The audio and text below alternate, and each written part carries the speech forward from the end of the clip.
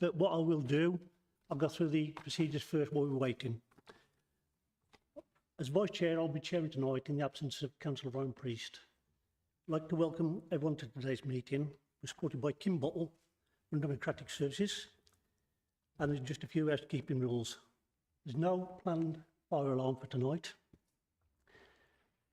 So if the alarm does go off, evacuate the building. Please note that this meeting is being recorded and will be published to the YouTube channel at a later date. So if members are speaking, can you please use the microphones? The main purpose of tonight's meeting is to scrutinise the budget and the proposals before us. The Local Government Association's workbook refers to the critical friend role of scrutiny committees. Focus on scrutiny should be forward thinking, adding value and making positive changes. In practice and in the context of budget, this means that we are not scrutinising the past years, although I'm sure we will talk about it. Budgets are apportioning blame, not apportioning blame financial situations, and we should focus on the budget proposal being put forward. Any recommendations from tonight will go to the full Cabinet in February before full and final recommendations are published on the budget on the 23rd. We'll begin shortly with apologies and declarations for interest, followed by officer presentations, and I intend doing the two presentations separate tonight, growth and communities first, and then neighbourhood second, and having the questions in between. So let's just work together and try and make this a productive and positive meeting. Are there any apologies for absence? Are there any substitutes? No. Any declarations of interest? And do any members have any interest to declare under the Members' Code of Conduct? So to confirm and sign the minutes of the meeting held on the 30th of October 2025 and the 12th of November 2025. Can we confirm those minutes are a true record?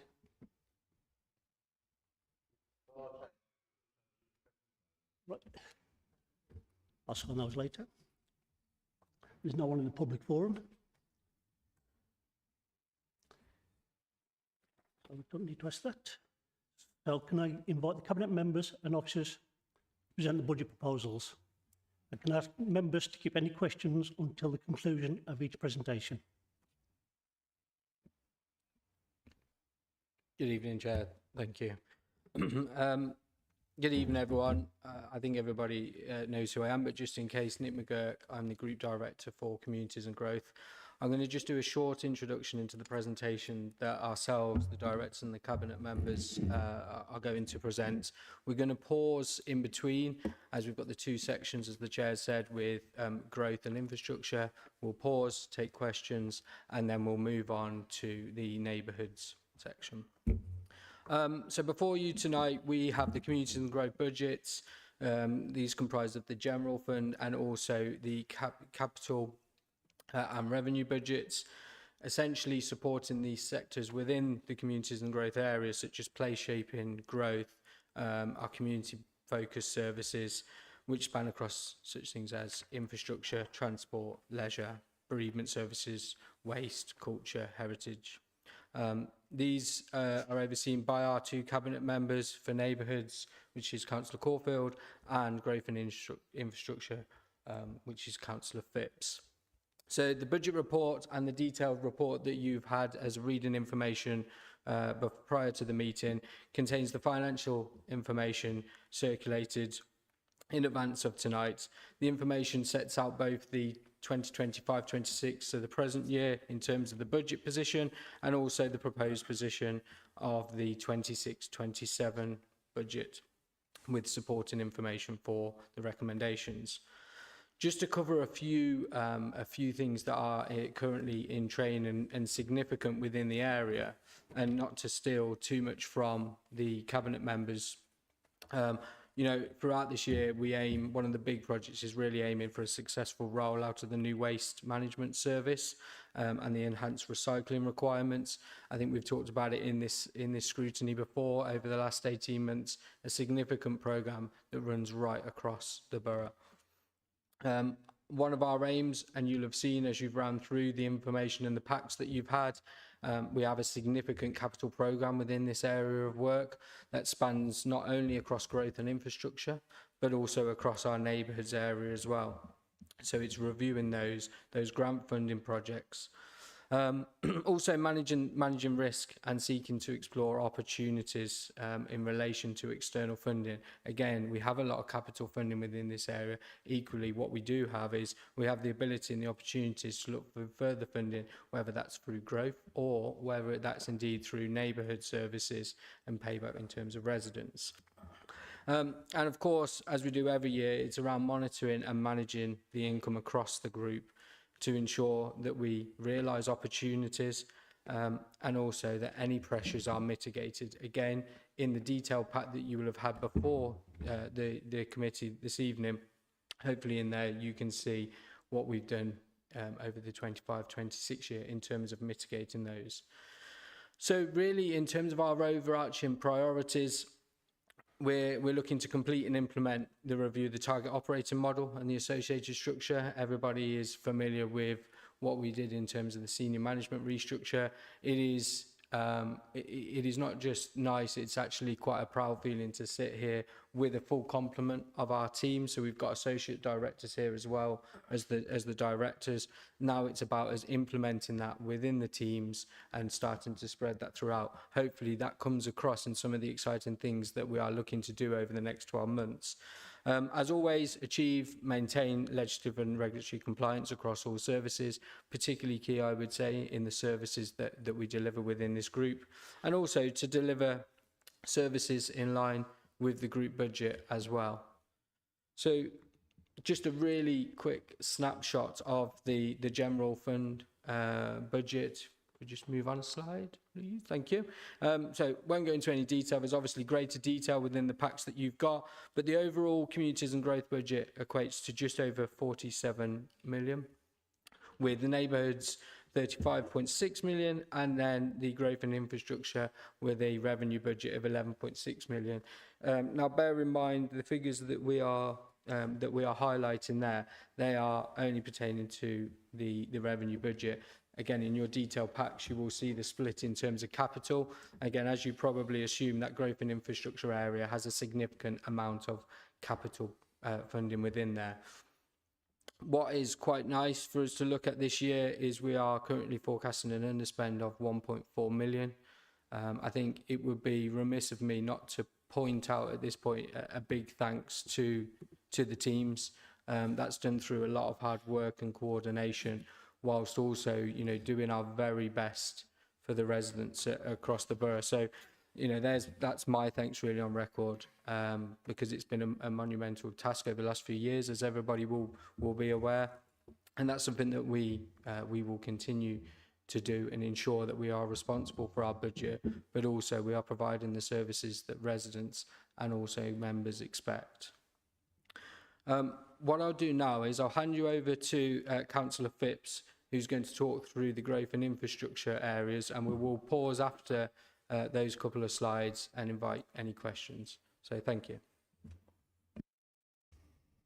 Evening all. The bigger packs that you've had via email will detail the individual savings and pressures. So I imagine that a lot of questions will come on that afterwards, but just to speak to the couple of slides that we're seeing now on the TV screens. Our priorities for next year can be seen here. Going from the top down to the bottom, top one is something that I think is something that realistically we have needed to do for some time, which is to move away from just trying to do regeneration by theme and to do it by place. And this is trying to ensure that it's not just Dudley Town Centre that gets all of the regeneration, and Brierley Hill Town Centre, which both are very much in deserving need of it, but we also need to see regeneration happening in Halsall, in Stourbridge, and other areas in the north of the borough as well. So moving to a place-based approach will be one of our priorities, to try and refocus that and make sure that we understand our places better and that we manage to get the resources to those areas and share that around a lot more fairly in the future. Moving on down, we've got strategic growth corridors across the borough, We need to maximise those and attract investors, particularly next year with the metro opening. That offers huge opportunities for growth, which is something that we really need to maximise. And of course, the priority is holding West Midlands Combined Authority and the people building the metro to account to get that open as quickly as possible as well. Moving on to the business board, this is something that Anne, if I can introduce Anne to everybody, Anne Boyd is the new director for this area. Anne has been very keen to ensure that we re-establish a business board, which we had a few years ago. We had them in a couple of different themes, really. There was one on growth, there was one on skills.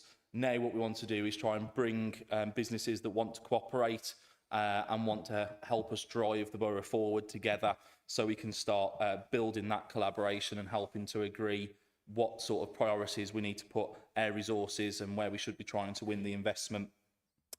Moving down, parking strategy, I won't talk much to that because that was in a previous committee that members will remember, but we discussed that in detail. I'm pleased to say that from that meeting where I said that we do want to have a continuation of the parking strategy review, that money is now allocated in the budget to be able to take us to the next stage, which I hope that everybody will welcome, especially considering the feedback that I had during that last scrutiny session.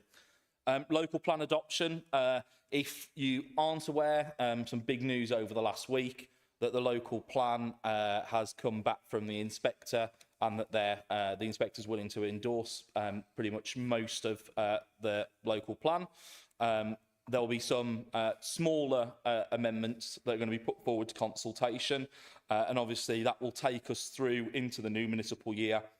So we need to make sure that that local plan is adopted in as early in 26-27 as possible, and then move on to start reviewing the local plan, which is why you'll see in the packs there is a removal of a budget and reinstatement of a budget to do with local plan review, because the new system that's being imposed on us by national government will require additional resources to be able to meet all of the timescales that they're setting out, not to mention all of the changes in policy that we will also have to abide by as well.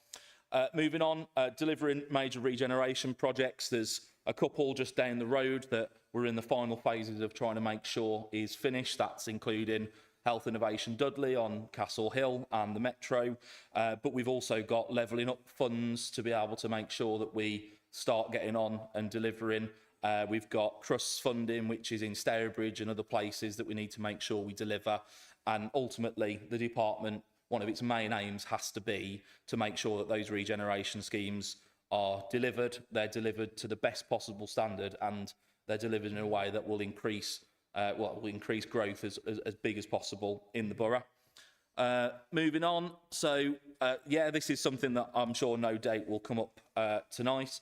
But as a result of the last few weeks, I've ordered a review into winter maintenance, and that's not just about the grit bin issue. That is covering all elements of what winter maintenance we do. I don't think the grit routes have been reviewed for a very long time. I don't think that we've reviewed effectively what we can do with our resources that isn't just bins or isn't just gritting lorries or trailers. So that review is going to take into account all of the things that are at our disposal, consider how we can revolutionise the way that we provide that service, and try and make sure that it benefits as many people as possible across the borough. And that review will include community involvement as well. It has to include organisations like schools, other important organisations like health services, infrastructure, just to make sure that we're getting everything right. And I know that elected members will be involved in that process and will be asked to feed into that as well. I'm sure there'll be a lot more discussed about that within the next 7 days. There's one that I'm going to mention which isn't on there, but one thing that I really want the team to focus on is improving communication, because I don't think communication is good enough. It has to improve to elected members, and if we can't get it right with elected members, then it's going to be even more difficult for the public. So that really has to improve, and that's something that I've asked the team to make sure that we prioritise for next year. And finally, as you'd expect, making sure that we deliver our services in line with the budget. Don't really need to say much more than that. Oh, God, I can't even see that from here. Right, thankfully, I've got some bullet points on my screen, so I'll go through this fairly quickly. As you've heard, the 1.4 million... Oh, thank you very much, Sam. We're 1.4 million favourable variance across the whole area. Ayres is £700,000 as of the latest report that we've got from finance. That is utility costs, staffing and establishment savings, and that offsets any achievements that we've had with income, for instance. Increased costs next year will particularly be the pay award. Yes, there's an offset there from pensions, but we have to be wary that the pay award isn't just a one-year thing. That's going to happen every single year. And as it stands, based on the figures that I can see, we're going to have to make sure that we work hard to achieve further efficiencies in order to ensure that we can continue providing the things like the pay award inflation, which we have to do. We haven't got any choice about it, because the settlement that we've got, the draft settlement, is not sufficient enough to keep up with the costs that we've got across the whole council. So that will be a particular pressure that continues coming forward. This year, we propose £1.12 million worth of savings. I'm not going to speak through all those. They're in the pack, so I'm sure they'll be brought up in questions. And we've got £1 million of growth, which particularly includes things like the parking review, which is something that I've asked for as a result of the conversations that we've had in this scrutiny committee. Significant capital programme of £36 million for next year. So that's a combination of prudential borrowing that the council does, as well as securing external funding and grants, whether that's from the government, whether that's from the combined authority, or whether that's from any other funding organisations. Obviously, that figure also includes regeneration schemes that we're currently working to deliver, including the plan for neighbourhoods, the levelling up fund projects, and anything else like that that we've received funds for. And with regards to fees and charges, they're being increased in line with CPI in September, with the exception of car parking, which is being provisioned for separately, which obviously will show as a pressure in the budget because we are maintaining reduced car parking charges going forward. Other than that, I don't think there's really anything else for me to talk to the slides. I'm happy to take questions on the individual pressures and savings as they arrive, unless anybody else wants to add anything from over here. Thanks for that, Councillor Phipps. Any questions? Councillor Sauter. Thank you, Councillor Phipps. Obviously, I welcome the slides and the outlines of the budget, and obviously the key priorities going forward for 2025-26. And obviously, I've gone through all the budgets, but there are a couple of areas that do concern me, and I would like to sort of raise this at this committee meeting. Obviously, if somebody could pull up the trends for staffing for council and the growth director, I'd like to sort of just analyse those two key areas. And I think the two areas that concern me in the presentation is first the trends in the directorate compared to the council trends for sickness and long-term sickness. Obviously, if you look at the page for the council, you can clearly see the sickness and long-term sickness is 6 to 7% and 8 to 9% sickness and long-term sickness. But can somebody pull that page up for the comms directorate onto the screen, please? I haven't got my laptop, so I'm sort of sharing it. What page? It's on page. Pardon? 7. Okay. That's it. And I think when you compare the HR data for comms and growth, clearly, obviously, it is a concern that obviously headcount has gone down from 1166 to 905, which is 250 staff. That's down 21%. The increase in sickness is quite concerning. It's gone from 10% to 16%. Now, this compares to the council's overall sickness of 6 to 7%, which I don't know what the baseline is with the council, but that's the trend there. in terms of comms, it's quite a reduction in staffing, right? And then when you compare the increase in sickness, which has obviously gone up from 10 to 16, that's a 60% increase. The long-term sickness is again from 8 to 13%. That's up to 62%. That's 10 times the council average. So it is a concern if you look at the fact that there's less staff now working in the directorate to deliver our aspirations going forward. And also the sickness has gone up quite remarkably high. And I think that's the concern. So what I'm trying to actually say, you know, how are we going to sort of, you know, what are we doing as a council to mitigate these key trends issues in terms of, have we done any deep dives? Where are the areas where we got the most sickness? Is it in regen, waste, street cleansing? But also the underlying reasons for this sort of sharp increase in sickness from 60%.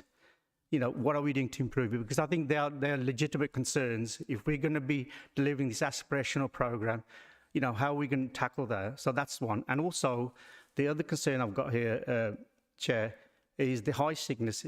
Has it been flagged as a risk within the director? Because it's a big jump, isn't it? 60%. So that's my first question, really. Then I'll come to the second question after I've answered this one. Thank you. I'll start off with that and then ask the officers to come in. But one thing that, you know, strikes me as you're speaking, listening, and considering the issue is that one of our areas, our area in particular, has quite a considerable older workforce, and I wouldn't be surprised if there is trends with regards to the age of the workforce and the amount of sick leave that might be taken. That's something that really does need to be addressed, because there's a lot of these people that's going to be retiring at some point soon. And so what we have to do is try and make sure that we bring more young people through and give them the opportunities that people like Jim had back in the day, because Jim started out, sorry Jim, how many years ago? 40 years ago Jim started, and he's been with us ever since. Now we need to try and bring sort of like, you know, a new generation of workforce in and try and retain that workforce and keep them in within the directorate. But that's just one thing that, you know, occurred to me, and one thing that I think should be a priority would be about trying to make sure that we do recruit and bring through young new talent is one thing that I'd be particularly keen to support. I'll ask Nick to come in with anything further. Yeah, thank you, Councillor. Yeah, I mean, absolutely support that. I think this isn't in terms of the age factor. I think this is nationwide. I think it's well documented in terms of an ageing workforce. So again, the more apprenticeships, as an apprentice myself, you know, many years ago, it's something that we massively advocate for. So again, whilst that's something we will look into and will definitely promote, because I think it's at the heart of everything that we do, all of us as a team. The other aspect of this, what I would say is it's remembering that this is a quite vast number of operational workforce as well. So what I would say is, in an area such as communities and growth, we've now got leisure, and we've got waste, and we've got highways. So we've got a street scene, we've got people that are out and about in all climates. There's nothing more that brings it to home than the last couple of weeks. We had teams and teams and teams of people that, while everybody was trying to stay safe at home and take care, they're out and about, and they're out in those weathers. So there's an element of sickness that absolutely we're looking at those figures as well and saying, what can we do? Are there any trends? Are there trends in certain areas? There's another aspect that within these areas, we will always be towards the top end in any authority, mainly due to, if that waste worker wakes up in the morning and has an illness, or thinks, do you know what, I'm just not right, you know, I might need to stay close and I might need to be at home. I'm not going into too much detail there. Unfortunately, they can't do that. You know, they have to be into work, they have to go.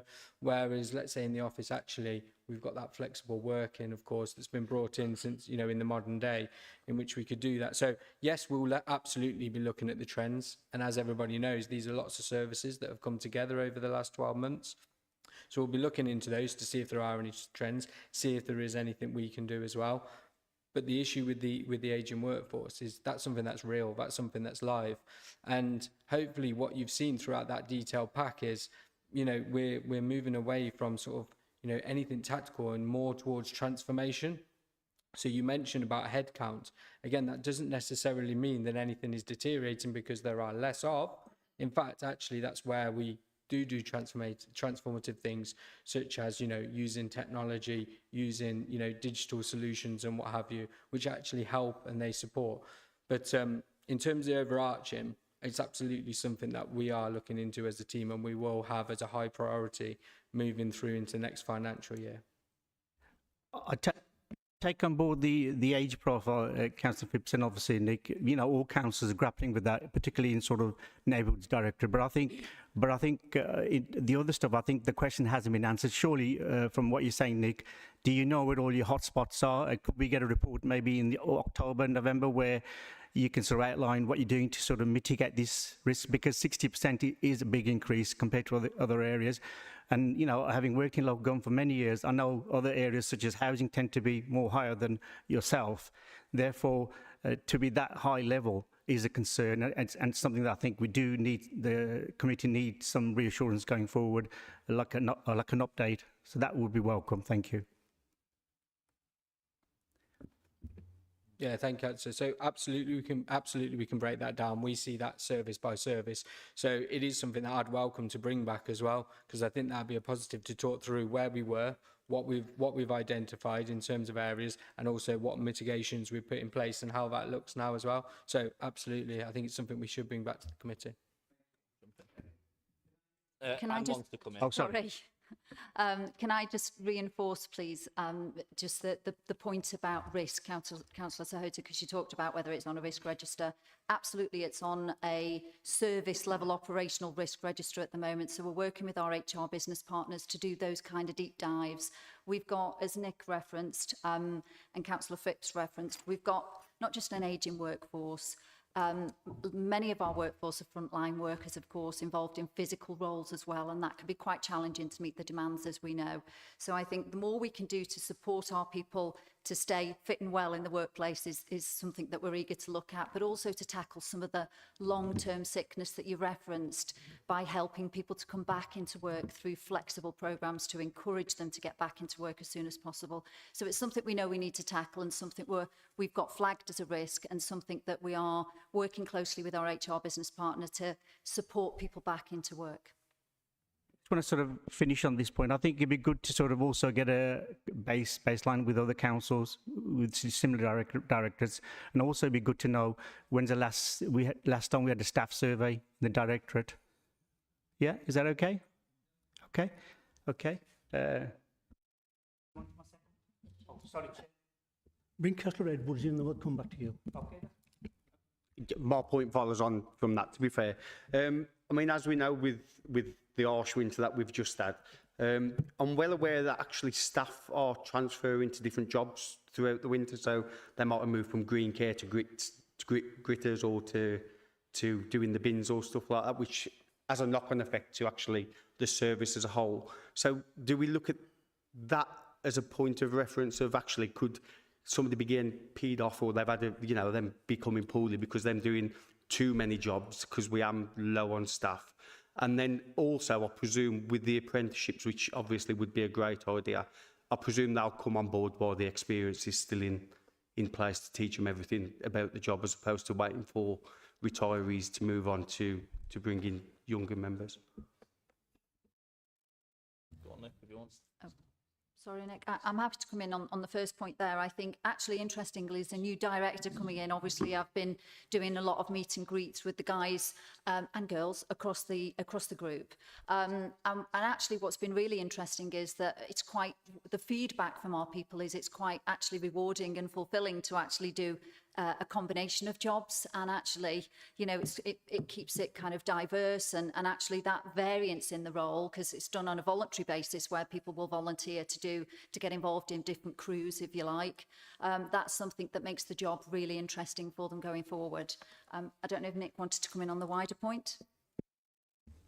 Yeah, thank you. So so I absolutely agree with that, and I think also, we're well aware that a lot of our staff as well, I think if we just take a moment to reflect, are residents of the borough as well. So when we do have emergencies such as inclement weather, you know, storms, etc. You know, these are people who really care in terms of what they're doing. Equally, we as a management team are really on top of making sure that people have breaks, they have the right amount of breaks, they've got the right amount of dry clothing, etc., etc. In terms of that wider point, I think that's the challenge. I think you've hit the nail on the head. It's ensuring that we bring people through whilst you've got this vast experience. So, of course, that is the ambition.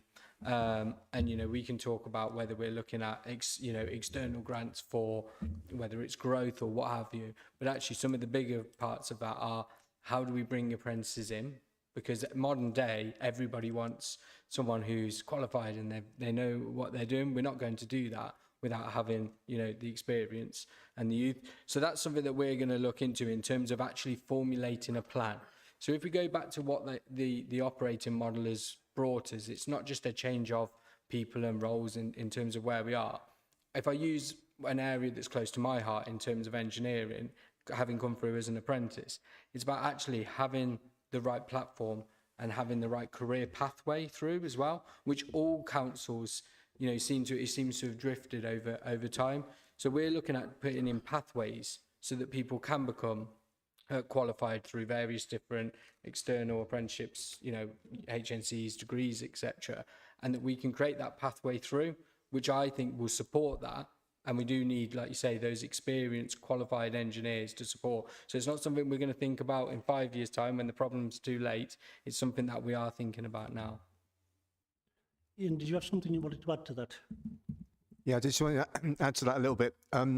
The 2 points already been covered slightly, but actually it's really good to see how teams from across the different units do support each other. Obviously, as you will know, the street scene teams go out and do the gritting of the high streets. We received a lot of compliments about that, but we're always really careful to make sure that they don't end up overloaded and that we don't have high expectations. So it's managed quite closely in terms of what they do and what they don't do. In fact, they find it really rewarding to do it, and then really, as you will know, as I found in Dudley, people are very committed to this place and they really want to go the extra mile for the residents. In terms of the apprenticeship, I'm pleased to say, practically speaking, we've had 2 people pass their apprenticeships in the last couple of months, and they both have permanent roles with us now. And requests has been made for another 5 apprentices, which I'm looking at how we can actually make happen.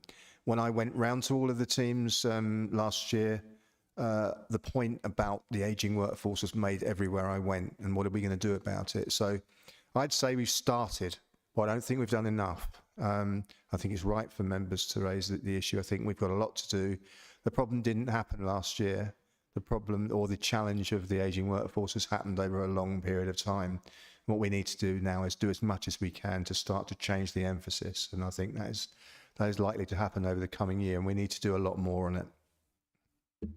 Just quickly, Councillor Edwards. Yeah, no, that's good to hear. And like Nick says, I am aware that a lot of the on the ground boots are all Dudley residents, so we know they put in the shift in because they live here as well, which is fantastic. But yeah, if to me it's just about bringing young blood through while we've got old blood. Is that the right in place? But yes, thank you. I'll bring Councillor Bills in, and then we'll come back to you, Councillor Sauter. I'm experienced, not old, if you don't mind. Right. Well, I'm going to have a little bit of fun, Chair, at the expense of the Leader of the Council, because in June 2016, I brought I was in the process, it hadn't quite got as far as scrutiny, to go to alternate week collections, if you remember. In June 2016, it'll live with me forever. Councillor Shakespeare, when I handed her free personship, I did say to her, I've never forgiven you for June 2016. And for those of you, there's about 10 of you actually who in the room, the Conservatives brought in a wrecking motion, and we dropped the idea of alternate week collections, and then the world went interesting after that. So I'm all for it. It's a really good news because lots of nearly every other county and every other borough in England, at least, already do this. So we've got plenty of experience. But my question is, what about food waste? This is going to be a real shock to people, isn't it? They're up to the idea of recycling, but what about food waste? And I know you're going to be putting some stuff out, but how are we going to ensure the message gets out? How are we going to ensure there's a take-up? Are we going to be compared to other authorities? Okay, and I'm going to put this little bit in as well about gritting. I went out on the gritter for 4 hours with Tattoo Tony, if anybody knows the membership at Lister Road. 4 hours I spent with him. And the technology, I learnt so much. People just think it's a man driving, or a woman, we do have a woman gritter, going out, just shoving out grit, which it isn't, it's rock salt. And they just think they just go wherever they want. And we really need to educate the public. It's rock salt, and when it's down, it doesn't work until something goes over it. And how many times I had to go up and down Mucklow Hill, and still when it snowed, we got stuck because the snow came when everybody was going home from work. So I'd just like to say well done to the team. I think you do a wonderful job. But my question is about food waste. Thank you. I think Councillor probably Hawley, will. Sorry, Councillor Hawley, you raised your hand first. Do you want to respond to that directly? Yeah, at your indulgence, Chair, just to have a little bit of fun back to Councillor Bills. The difference between today and all those years ago, nearly 10 years ago now, 10 years ago now, at that time, the controlling group were going to scrap weekly bin collections and introduce 2 weekly bin collections. This administration is still continuing with a weekly bin collection. So everything that smells, gives off odours, attracts vermin, the things that you don't want hanging around for 2 weeks will still be collected every week. Unlike in your day, Councillor Bills, where it wouldn't have been, it would have hung around for 2 weeks. That's the big difference, Chair. Councillor Phipps. Right, if we can get back onto the actual agenda, that'd be great. Thank you. The question about food waste will come later on when they, the other part of the department, deal with their elements. But I wanted to thank you for highlighting the hard work that the highways team does, because quite literally, like, I mean, it's difficult sometimes as politicians to really get a proper feel for kind of what happens. And obviously, I'm sort of like just kind of getting feedback, you know, from the teams and all that sort of stuff. But when they heard from myself and others to say, look, you know, ignore what you see online. We know the amount of hard work that's being put in. They really do appreciate it. And I know that that will be taken back and that will be passed on to everybody in the team afterwards. And you're absolutely right. When it comes to the winter maintenance review, I think I saw a former councillor make this point quite well online. People think that grit is some kind of magic, well, rock salt is some kind of magic property and it will instantly deal with anything that's on the road. It's a technical substance that requires, it's a chemical substance, sorry, that requires various things in order to work. It needs to be crushed in order to start mixing with the moisture on the road to bring the temperatures up. And if it's not, and this is why, I'll use this moment very quickly to say it, this is why we had the big problem on that first Friday, the 2nd of January, because the teams have been out gritting, but with most people still on holiday after going, you know, people aren't going back on the Friday, they're going back on the Monday. Traffic on the roads was so low, the main roads were really difficult because there just wasn't traffic going over it to really activate the grit and bring the road surface up. That's not to talk about side roads or anything, but if there's one thing that comes out of this particular comment, I want everyone to know that every single gritting route was done by our gritters multiple times overnight throughout that whole period, including during Storm Goretti. And Storm Goretti, they had to fit snow plows in order to get through. So if there's anything that we can take away in terms of the amount of work those guys put in, I'm glad that you raised it. Thank you. A quick response? Just need to move on. Not only was, I think, when I was the mayor, I actually went to Lister Road to thank everybody, because when you've been the cabinet member and you see what goes on, everybody just thinks it's so easy, and it isn't, is it? It's a very scientific way of doing things. So thank you, and I hope that's recorded on minutes so that they know how grateful we are. Councillor Sauter. before we move on to neighbourhoods, I did want to raise another key issue under this section. And obviously, I think, as Councillor Phipps has rightly said, one of the key priorities for 26, 27 is highways. And I think it's a key area that the director delivers. And I have been sad myself and actually read the key Bible which Nick's team use. And I just want to raise the issue, obviously, that strategy is what basically is the plan for the borough for the next number of years. And that does include in there key elements of roads, pavements. Also, there is a large section on, obviously, winter maintenance and gritting and road safety, which I think we're looking to sort of review. However, I think in light of the Department of Transport report on the 11th of January, where they publish key data for all councils' performance in the area of potholes, the report itself did find, the Leigh Council do need to do much better going forward.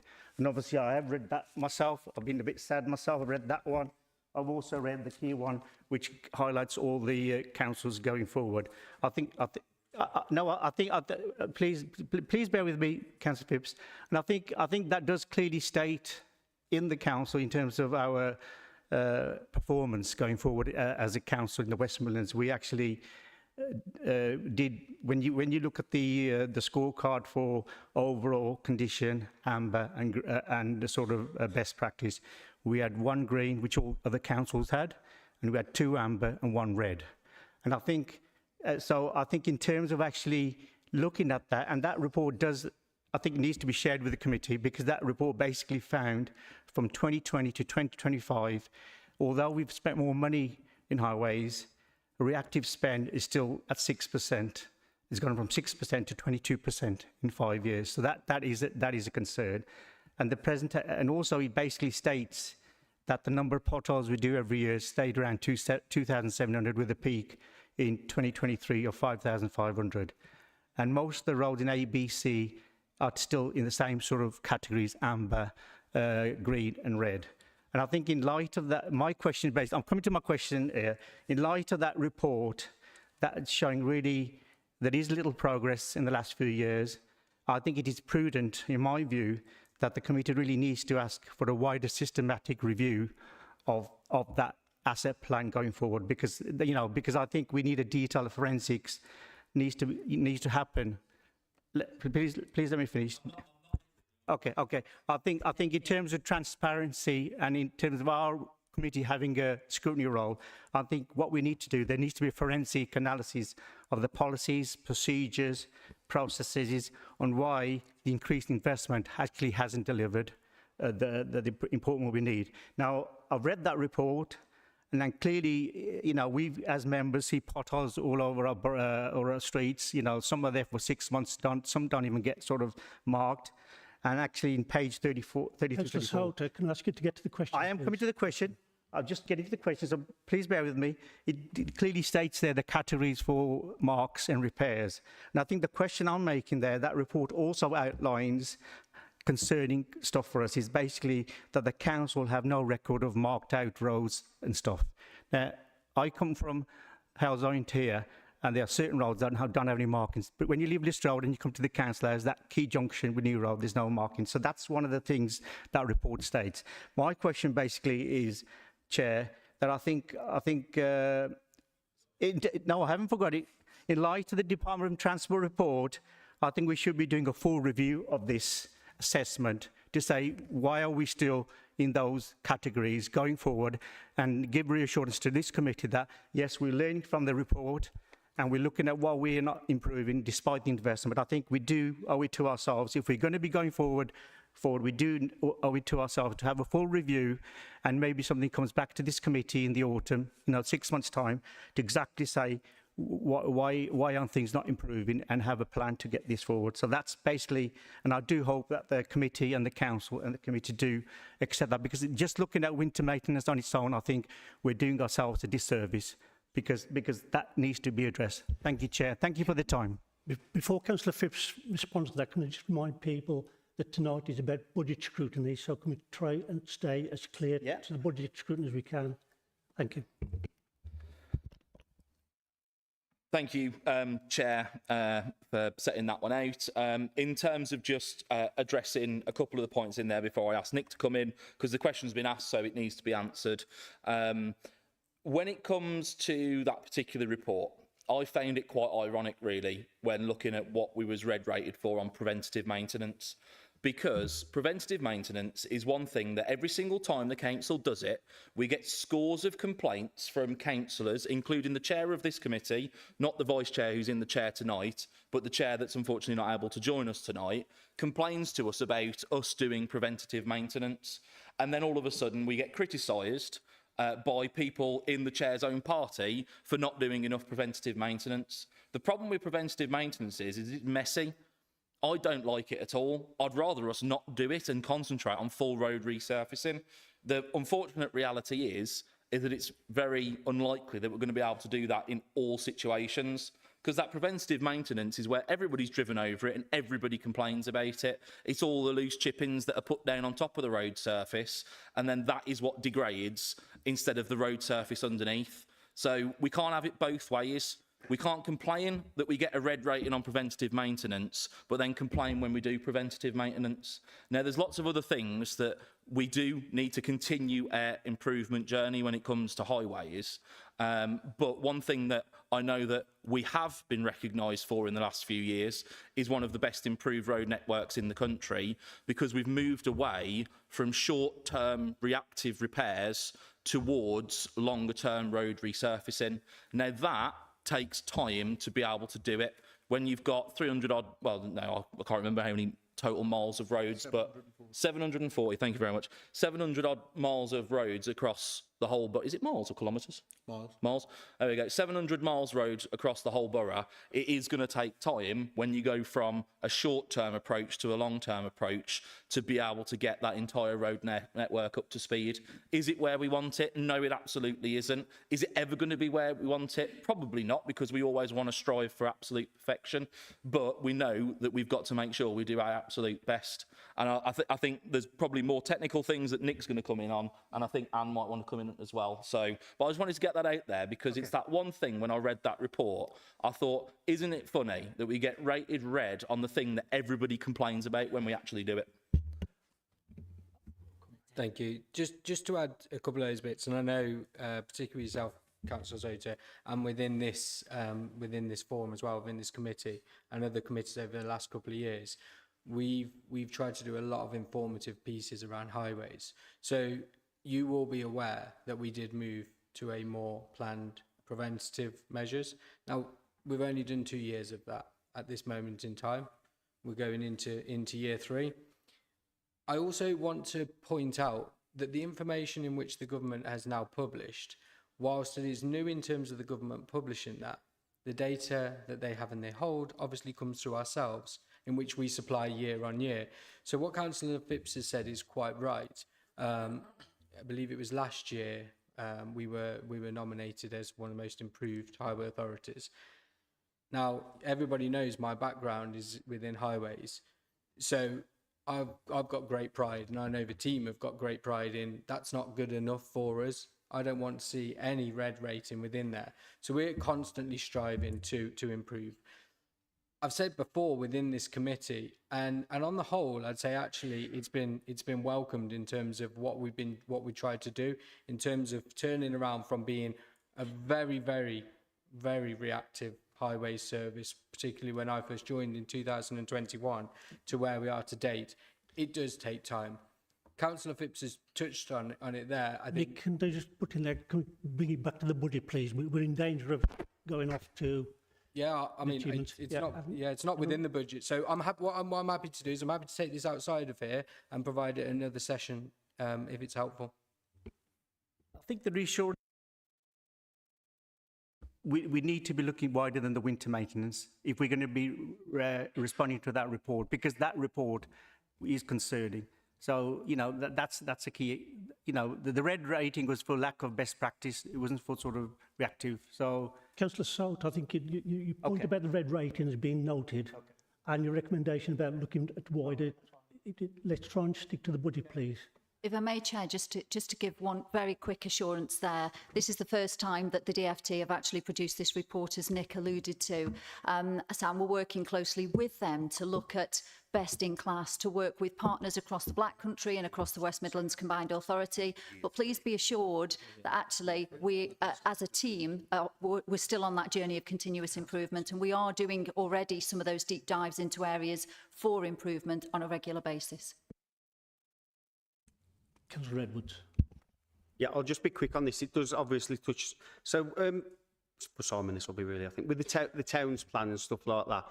Whereas you mentioned the infrastructure projects with the metro and various other stuff. Is there any liability that is on the West Midlands Combined Authority to help along with the budget? Because obviously we've seen there's been a negative impact on Dudley Town, for instance, over the last year based on the delays of the project itself. You know, in theory, it'd be great if actually they contributed towards car parking, free car parking, or lower rates and stuff like that. Is that something that has been discussed with them, and is there any liability on them at all? I don't know if Pat wants to come in, actually, because Pat has been leading pretty much on what we're doing with the Combined Authority to try and get them to recognise that the extended disruption that has been caused on the town centre, they need to be able to do something to recognise that. And I know Pat has raised that. I don't know if you can come in because you've been involved in that direct. Yeah, thanks, Simon. Yes, Steve. We've met with the Combined Authority Mayor, Richard Parker, and the interim chief exec, because the constant delays to the interchange and the metro were just unacceptable. We now have a definitive date for when the metro will be up and operational, and I believe that's, I think, the 28th of August, and then probably about 2 to 3 weeks later we should have the... Which year? Sorry? Which year? This year, Chair, this year. But please don't hold your breath. It could be not very good for your health. In the meantime, because of that continued delays and disruption, we have asked the Mayor, and the Mayor, to be fair to the Mayor, is very proactive, looking at how we can try and offer compensation to some of those businesses that have been affected. Clearly, we can't offer compensation to them all, but the CA, through the Chief Executive and the Mayor, are looking at that. And to date, there's probably about half a dozen businesses, particularly around Birdcage Walk, that's been affected by the laying of the tracks. They have received compensation. Some of them have received in excess of 100k compensation. So there are schemes out there that are helping Dudley businesses, but clearly with the added delays, we need to do far more, and hopefully the Mayor and the Chief Exec can assist us in getting that compensation. Yeah, I just think, I mean, obviously it's good to have a definitive date now, but that's still 8 months off. I mean, as you know yourself, there's businesses that have closed in the last few months based on the negative impact, and we could get to August and end up with a town with even less shops. So do we have a definitive date on whether they're going to try and support that ASAP, or is it just a work in progress? It is a definitive date of the 28th of August, through you, Chair. One of the big bugbearers now is the training of drivers. I mean, you could blow me down. I never thought we'd need drivers to drive trams. It's only a project that's 20 years in the making. So this could have been planned better, but members and the wider public and the press have to acknowledge this is not a Dudley Council project. This is a Combined Authority, Metro Alliance and Travel for West Midlands project. We do not control the pace that these guys move. To be fair to the interim chief executive of the CA, he has got all three bodies now working together as one board, so that if there is a problem with Metro Alliance or Travel for West Midlands, everybody that's involved in this project knows about it. So we are moving in the right direction, but it is painfully slow, but it is not a Dudley project. It's out of our hands. We can supply the political pressure, but at the end of the day, it's not a Dudley project. Councillor Cobb. Very quickly, Councillor Phipps, I just wanted to go back to what you said about improving communication, because I think that's something that's really important in your area, because we get a lot of residents contacting us saying, when is this going to be done? I reported it weeks ago, and then we still can't find out an answer to it. And we know that the work probably is in the line, we know it is going to get done eventually, but it's just good to have that information to give to residents so that they have that assurance and they have the faith in this council and its councillors and all the workers. And I just wondered what are you going to do to ensure that communication does improve? And like, what resources are you going to call upon? Thank you. I think one thing that we've been looking at, because there's certain areas where we know that our communication isn't good enough, and that normally coincides with places where there's vacancies that we've been struggling to fill. So it's about redoubling efforts to be able to fill those vacancies. One area that will be traffic and road safety. And the stuff gets through to officers and officers do enact it. It's about getting back to people and letting them know what's done. When it comes to things like road repairs, you know, it's going to be impossible for an officer to say it's going to be done on that date, because you have to consider the conditions, you have to consider all that sort of stuff. But what members need and what the public should have, and I understand that you know, elected members sometimes are the last resort of members of the public to come to. So I would hope that inquiries from elected members are dealt with as quickly as possible. And in those situations, if we can't give you an actual date of when something's going to be done, we acknowledge it. We say, yes, it meets the threshold to have something done about it, or it doesn't quite. And this is the lead time to be able to do that. I really don't like this thing of, oh, it'll be done when we can possibly do it.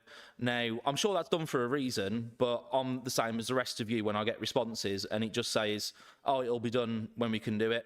You know, that really isn't helpful for anyone. So I'm going to be holding the officers to account to be able to deliver that.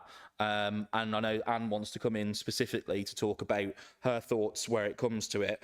But you've got that reassurance from me that I completely agree. And, well, I brought it up myself, let alone waiting for somebody else to raise it up. So it certainly needs improvement. And I'm going to be asking Anne to make sure that we see that through and holding you to account, if you don't mind. Of course. All right, lovely. I think that is a really valid challenge and it's really welcomed.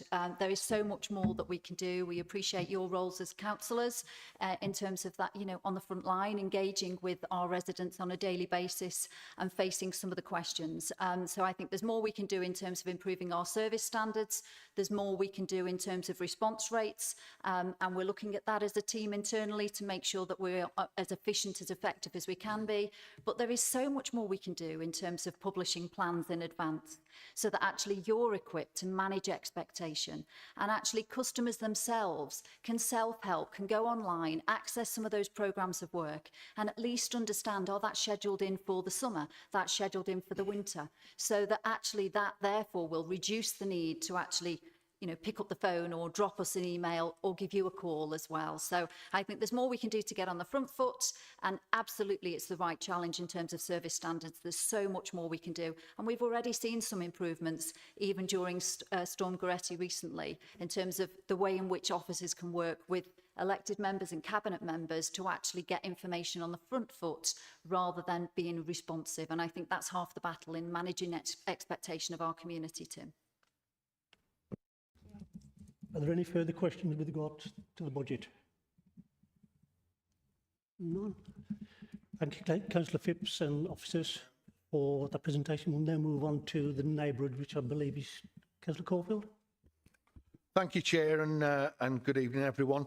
I've got two slides to go through with you this evening. The first one for neighbourhoods will be our priorities, and then I'll go through the budgetary position. So our priority for 2026-27 is to continue delivering safe, reliable and value for money neighbourhood services while implementing significant service change, particularly in the waste and recycling, and managing the financial pressures facing local government. From April 2026, where we implemented the new waste and recycling service. This is a major change for the borough and central to meeting the government's simpler recycling legislation. Through the introduction of food waste collections and collecting a wider selection of dried recycled materials. Alongside this, we will be procuring a new contract for the Stourbridge Household Waste Recycling Centre, extending the energy from waste contract and continuing to explore resilience, value for money and long-term sustainability. We will be looking at a new tree maintenance contract, which will be procured to continue the management of the borough's significant tree stock. In bereavement services, we will introduce a proactive memorial inspection regime across all of our 19 closed graveyards to ensure they are safe for our families and communities to visit. Across the culture and communities, we're continuing to review commercial and income opportunities across the service, venues and the assets. This will inform a medium to long-term approach that strengthens financial sustainability without compromising access or quality. A consistent theme across the portfolio is an increased focus on delivering positive public health outcomes, whether that's through cleaner neighbourhoods or access to leisure, culture, green spaces or community activity. And as with other services, we will continue to deliver within the agreed group budget.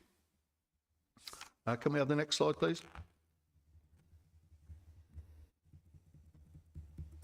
So our budgetary position at period 8 of 2025-26, the Neighbourhoods Directive is reporting a favourable variance of £0.688 million in the General Fund. This has mainly been achieved through savings on contract management, fleet hire and establishment changes, which have helped to offset ongoing income pressures, particularly within the leisure and bereavement services. This reflects strong in-year financial control. In the 2026-27 financial year, this is an approved general fund budget for neighbourhoods of £28.392 million, which is a £7.2 million net reduction from 2025-26, which accounts for savings to be achieved and adjustments for the use of the grant funding and EPR grant that is not always guaranteed and is reliant on providing an efficient and effective simpler recycling service, of which parameters have not yet been established by the government.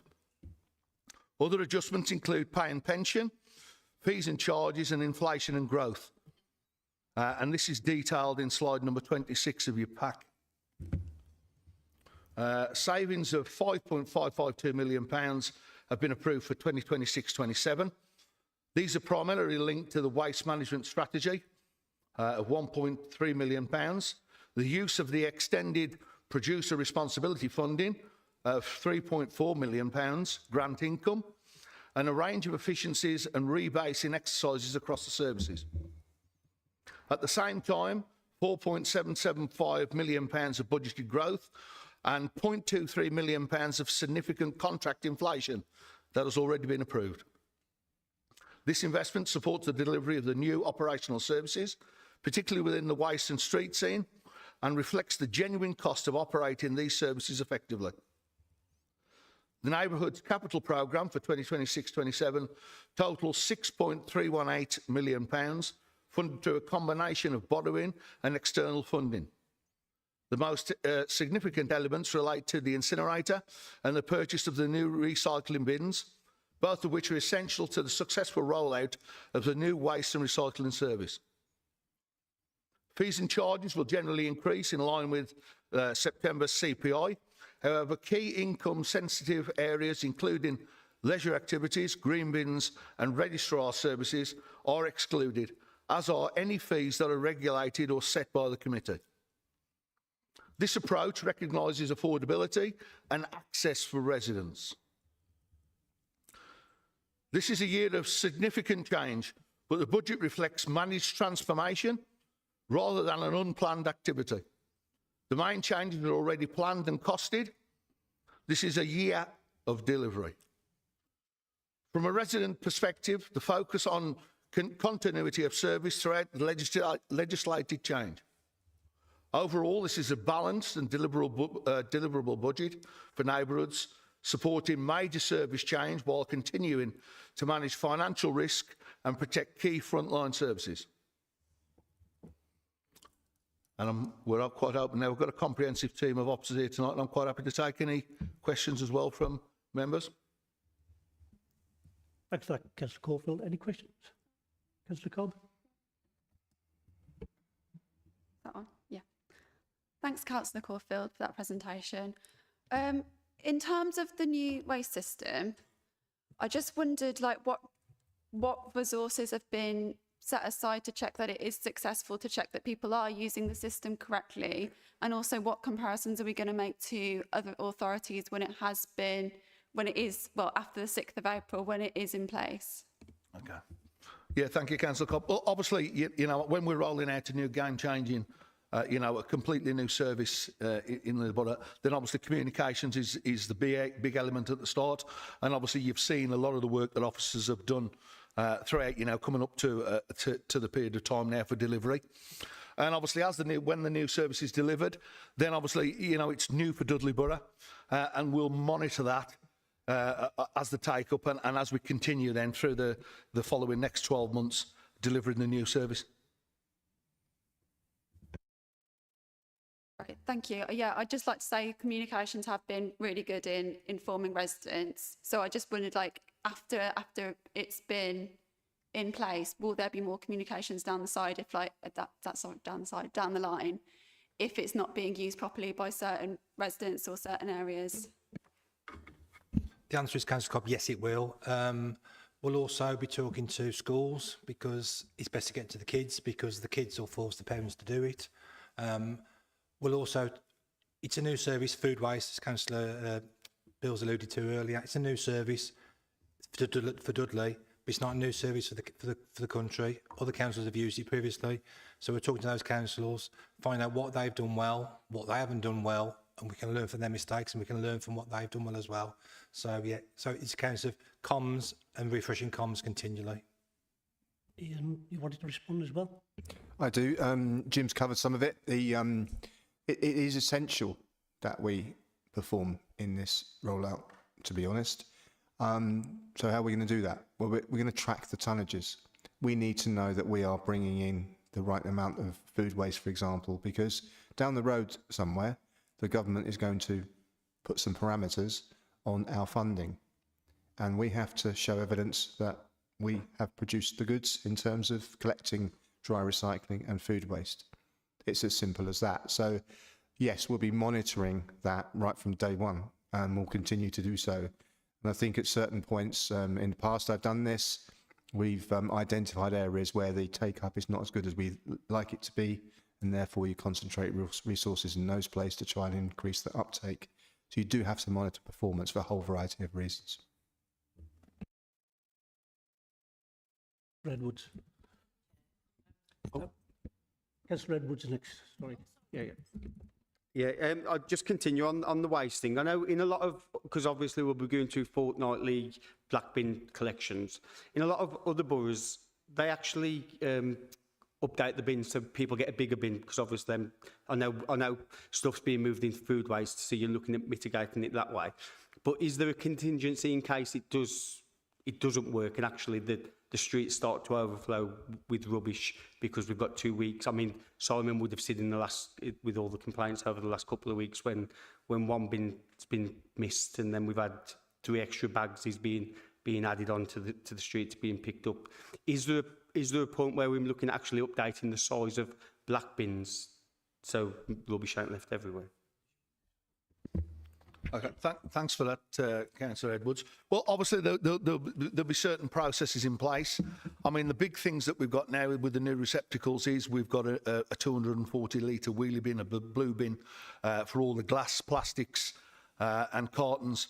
And obviously now, you know, it's a mandatory legislational change that we've got to bring in place. So we've got to encourage our residents to recycle as much as they can.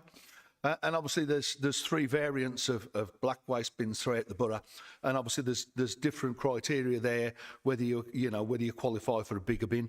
So we'll monitor that as the service is delivered, and obviously interact with that as we go along.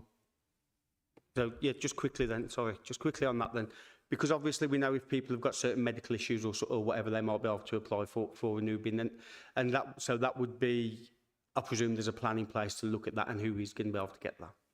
Thank you. Yeah, there's already a different scheme in place for medical and medical waste and waste of that type of nature, and clinical waste anyway. Some of which, Jim, is a separate service in the clinical waste. So there's already a process in place for that. And also for families with children under 2 with nappies. Can I just say that we've already had a briefing about the waste recycling for next year?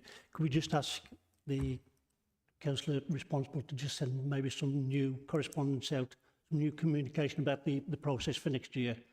Because again, we're drifting away from the budget. I mean, do you believe you will eat your targets on this in the next year? Yeah, I think, thanks, Chair. I think, well, I think that was a fair question from Councillor Edwards for us to answer. And I think it's a key part of the new service. But I think, as I've already said, this is new for Dudley. It's a mandatory service now that we have to deliver. So we'll monitor that. We've got systems in place to obviously for what Councillor Edwards had already asked. So we'll continue to monitor that. We'll continue to keep residents up to date with the new service and what they need to do. And what we'll also need to do as well is to monitor that all our residents, and every 72 of us in the council chamber, need to encourage our residents to recycle as much as we possibly can. Councillor Bills. Thank you very much, Chair. I am right in thinking that black bins, as we call it, will be fortnightly. So I'm afraid that the leader of the council was incorrect at that moment, but we'll let you off. Just to say that I did go out, way back in, I think it was 2015, and I actually went out with the bin collections, and I did Kate's Hill for an interesting thing, and even then, the black bins, the vast majority, were not full. I mean, people were recycling. But what will happen is they will have to recycle now, won't they? So have we got a calculation of how much more we're going to get for our increase in recycling? Is there a way that we can look at that? In other words, will we make more money than we've had to expend when we get this extra recycling? Yeah, we're monitoring, and obviously we're also procuring our contracts for the recycling. So yeah, we will. Can I just ask, can we have an update how when the system starts going? It'll be really interesting to see how it moves, because it'll be a plus point. Because if you look at us on any charts on recycling, we're way down at the bottom, and we're looking forward to seeing us going up. Thank you. Councillor Clinton. Yeah, question for Councillor Caulfield. I'm not having a pop. Well, not you. Is there any contingency in place for what could potentially happen in Lyon, parts of Brierley Hill, with the fortnightly bins coming in? I was just wondering if you had any backup, because obviously there's historic problems with rubbish there, and going fortnightly could become a bit of a problem. Yes, thank you for that, Councillor Clinton. There's always a contingency plan in the background for that. And as I think I've already alluded to, all 72 of us need to encourage our residents. And I think, previous updates that we've given you before, as we're bringing the service in there, we need to encourage our residents to recycle more. And obviously then, if there are, different types of black bins that be needed, there's certain criteria they need to do that. But that's something that we've already got in place anyway, with the waste collection service that we've already got. Jim, you want to come back on that? Yeah, also, yeah, one size doesn't fit all. So we're aware of some of the high streets, some of the fast estates. We've got to do things differently. So we've got project teams who are working on that as we speak. Thank you both. Councillor Sahota. Thank you, Jim, for that. Thank you, Councillor Corporate, for that update. And Jim, just an observation. Obviously, I know there's no mention in there for still looking to address site for the north of the borough. Have we given up on that? Is that still being looked into going forward? Yeah, thank you, Councillor Sahota. I think, as I've already, not tonight, but I've certainly said before, we've got a strategic review on the HWRC provision. And, within the budget for the council, there is funding there now to look at the provision for the north of Dudley, because that's imperative, especially now that we've got a new waste and recycling service coming into operation. Thank you. Any more questions? I've got a couple, if you don't mind. You mentioned the shutdown of the turbines for a period of time, and the revenue will lose from there. Is there a contingency if it goes over budget or over time? as these things normally do?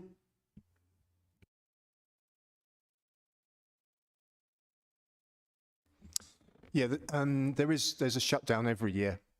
So there's always a contingency plan in place. What the contractor tends to do, the bunkers are quite significant anyway. They usually run down the bunkers to make sure there is available space there for that period of time. But equally, they've got an excess arrangement for waste that can't go into the plant. So those arrangements have been well practiced and well used in recent years, and that will continue.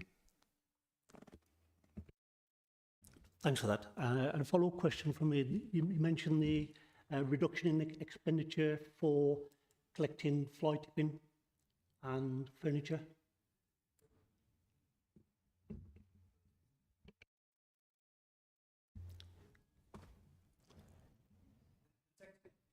Yeah, you've got an expenditure reduction in the expenditure for collection of fly tipping and furniture from the roadside. Yeah, that's simply a contract we contract out, and obviously it's a saving on the. They're doing it cheaper for us, so it's a saving on the contract. So it's a new contract you're saving on. Yeah, just contract saving. And how does that pan out with the increase in fly tipping across the borough? Well, I've certainly noticed as a councillor in my ward, not being able to use waste recycling centres, the amount of fly tipping up in Cosley has grown quite a lot. And will this contract take that into account? Yeah, thanks, Councillor Roberts. I think, as we already alluded to, that's a contract saving. So that's, you know, the service itself from that contract isn't any lesser anymore, but it's a saving on that costing. But I think, as I've already alluded to just a couple of minutes ago, that there is funding in the budget to provide a HWRC provision of some sort. We're not sure exactly on what that is yet, but obviously, you know, but you and I being residents from the north of Dudley, you know, the importance of having a provision in the north of Dudley is key, and obviously we've factored that in, especially now with the new waste service that's coming into operation. So that is already in the mix. Could we just have a time indication on when that's going to be introduced back in the north? Time frame will be. Yeah, it's under review at the moment. I mean, I would only surmise if I was to give you a date yet. But certainly I would hope to see it within this financial year. Right. So we could keep up to date on that, because obviously every time I'm walking around in my area, that's the continual question for people. Yes, most definitely, yeah. Yeah. In terms of the question you asked about the Textec contract, in terms of fly tipping, if we're flying furniture or settees, sofas, chairs, we can recycle that through the contract, and obviously the saving is because it's cheaper for us through that contract. So it's not a reduction in service; it's a reduction in cost. Jim's actually pretty much answered it. I mean, it's a contract saving because it's specific items. As you quite rightly say, you can't control expenditure for unknown fly tipping. That will be what it will be. We have to clear it, and it will cost what it costs. Councillor Edwards. Mine's just an observation on something that I think's missing from what we've been told, but it might be because it falls into another committee, is the ASB issues that we've got. You know, obviously with the Communities Committee and it's a neighbourhood budget when being shown. I know there's some new policies coming out on ASB and stuff, so if you do want to just skip on from this after I've asked the question, that'll be fine. It's just regarding youth provisions and stuff like that. I know there's the thought of being tough on youth ASB with no actual proper provision on actually how we support youngsters with youth clubs and football pitches and goalposts and all that kind of stuff. Whether it's relevant to another committee rather than this was just something I thought would have fell within this committee. I do believe that was picked up on housing. Yeah, thank you, Councillor Edwards. So it So is just summary, yeah. Pardon? It has been picked up under housing, hasn't it? I was just about to say it. So I think it's going to be picked up with the housing aspect. Of course, that what I will say, when you look across the new model, there's a lot more closer working. So quite evidently, we've got that communities and culture aspect, which will dovetail with any ASB. So it will be picked up. Last chance for any further questions from anyone? Well, we're now going to work through the recommendations. Taking us through.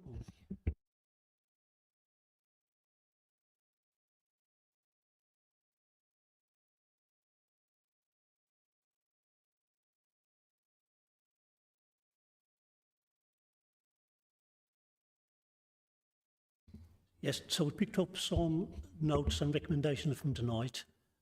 So trends for sickness and long-term ageing workforce, and what the council are doing about that, the recording, focusing on apprenticeships. We'll look into those trends. Action is to be brought to the committee on trends, hotspots, mitigation, and baseline with other authorities. Tackle long-term sickness. Clarity on actions relating to addressing ageing workforce and confirmation of engagement of staff survey, teeth are dropping out. Food waste is how to improve communication. Highways, a future report on highway maintenance. West Midlands Combined Authority Metro. Food waste, so the monitoring to be put in place. Update on delivery and additional income generation on recycling. Contingency plans with certain areas, and fly tipping enforcement. Just through you, Chair. So as you've summarised, Chair, just some of the key areas that were covered tonight. As with the other scrutiny committees, what we will seek to do is delegate authority down to the chairman in consultation with the rest of the committee in formulating the recommendations that will go up to cabinet. So if the committee are happy with that and we pass a resolution in respect of that, then outside the committee we will then share the proposed recommendations going forward. All those in favour? None against. Just for me to thank everyone for their presentations tonight, officers and members that have taken part. Thanks for the presentations. Thanks for keeping it short. Not like last year's. And we'll work up the recommendations to the cabinet. And just safe journey home, everyone. Thank you. Thank you, Chair.